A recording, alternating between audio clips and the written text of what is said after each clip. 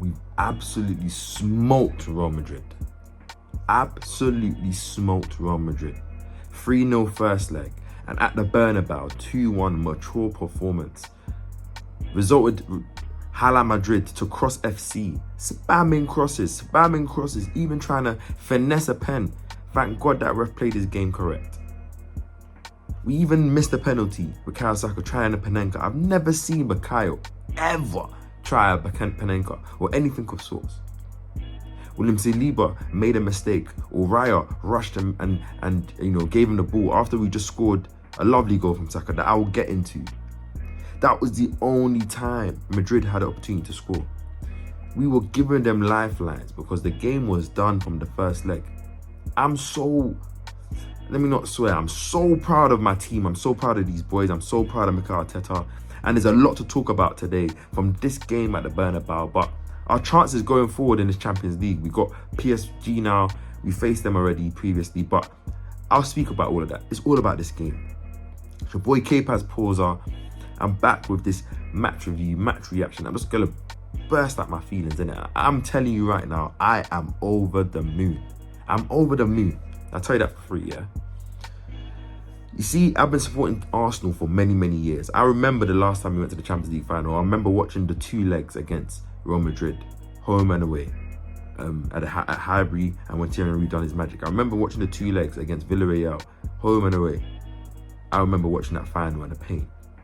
So to see our club actually go full circle, knowing all these years of being crappy, all these years of not competing, all these years of, even when we was in the Champions League, getting knocked out by Bayern, getting wiped by Bayern, Barca, whoever do you want, all these sorts of teams, AC Milan. We face Real Madrid, the current holders of the Champions League. They got the likes of Vinny, Mbappe, Jude Bellingham, Rodrigo, Modric, Tchouaméni, Camavinga, the list goes on and on and on. And yes, they had their injuries. But over the 2 legs, the best player for Real Madrid was Thibaut Courtois.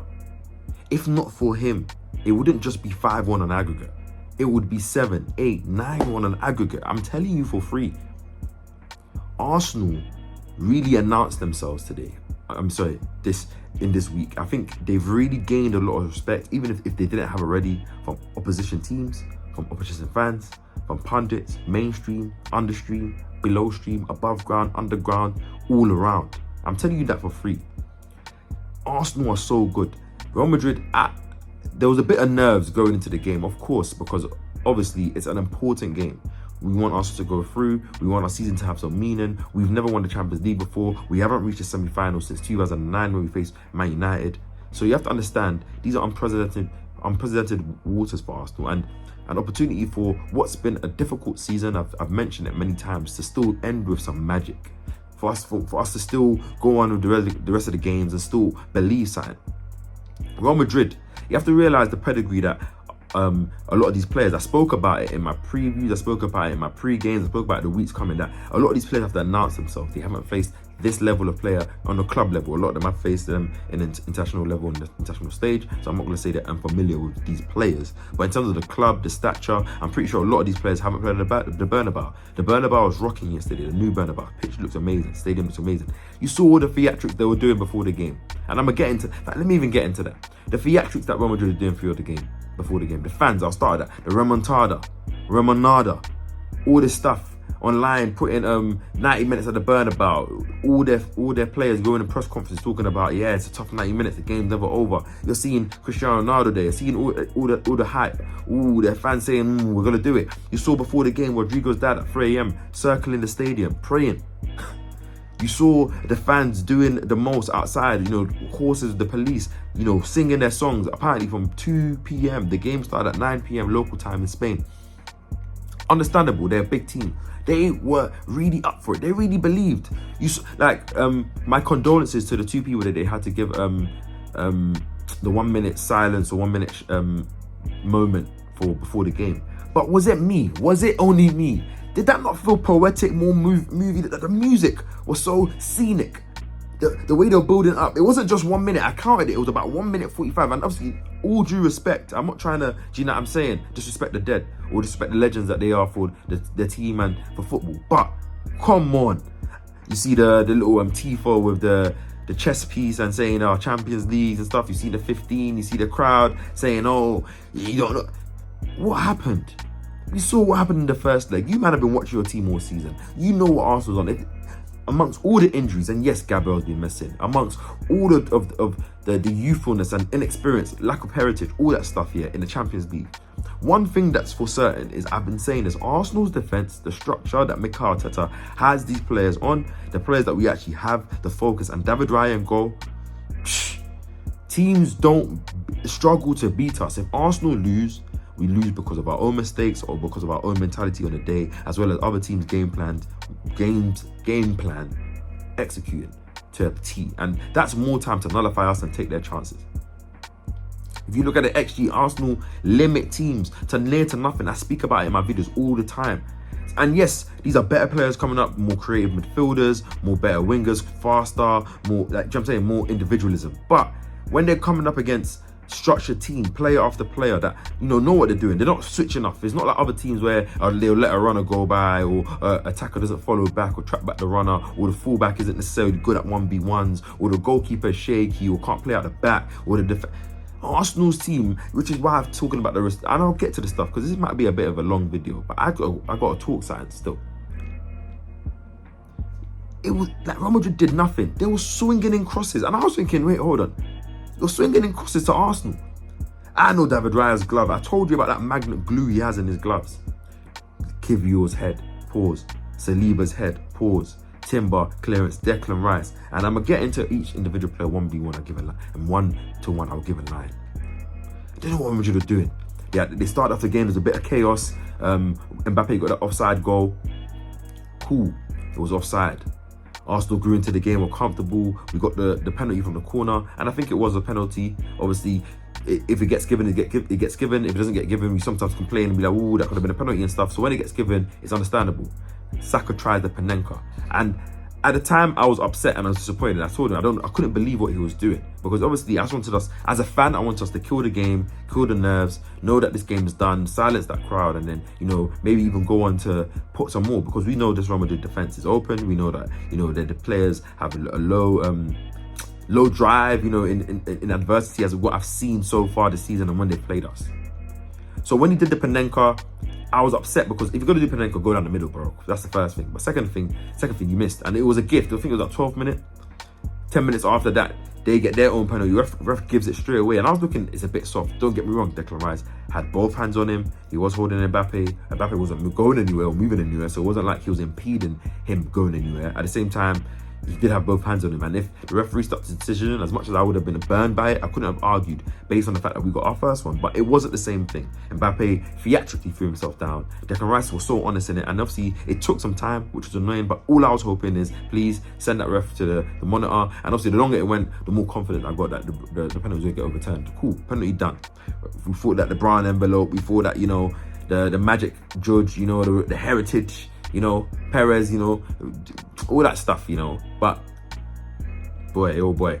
After that happened, Arsenal had dominance in the game. Real Madrid didn't really have any chances. I remember Martinelli having a chance. I remember a lot of openings. Saka had his chance, saved by Courtois.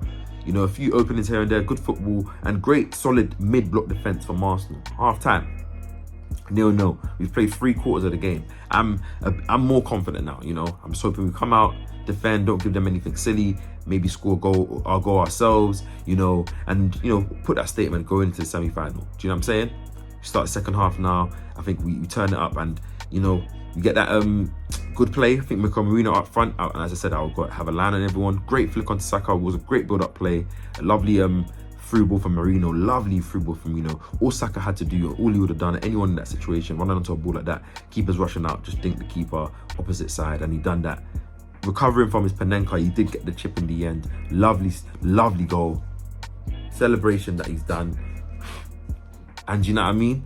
And I'm thinking, oh my days, I'm gassed, because Saka's got his Bernabeu moment. Arsenal have only played Real Madrid twice. Henry's had his moment, now Saka's had his moment. Obviously, and then straight away, we make a mistake. Raya, I don't know why he kind of rushed and gave Saliba the ball. Saliba has to be more aware of his surroundings, but, they got the goal. And I'm not even going to be angry about it. I don't even care. I'll tell you that for free. I don't care about that goal. Do you know I don't care about that goal? Because Real Madrid wouldn't have scored if not for that. And they didn't look like they were going to score after that. So, Call it youth, call it naivety. Maybe Saliba even ruined his stocks in the Real Madrid eyes if he's in those heated moments. If he's doing that, yes, please. Well, I'm not worried about Saliba going in. It's not right now. But you know what I'm saying? Real Madrid had the ball, didn't do anything. Swinging in crosses. They made changes. You know, they brought on, took off Rodrigo, took off Mbappe, took off, I think it was Vasquez, took off Alaba. I can't remember who the other sub was, and they brought on, you know, Diaz, Endrick, Modric. Didn't really make a difference. And then last minute, you get another counter. Mikel Merino, all of a sudden Martinelli gets this burst, and I'm hoping Mikel can just slide him. Remind me of Fabio Vieira against Aston Villa for Martinelli. Martinelli against Chelsea.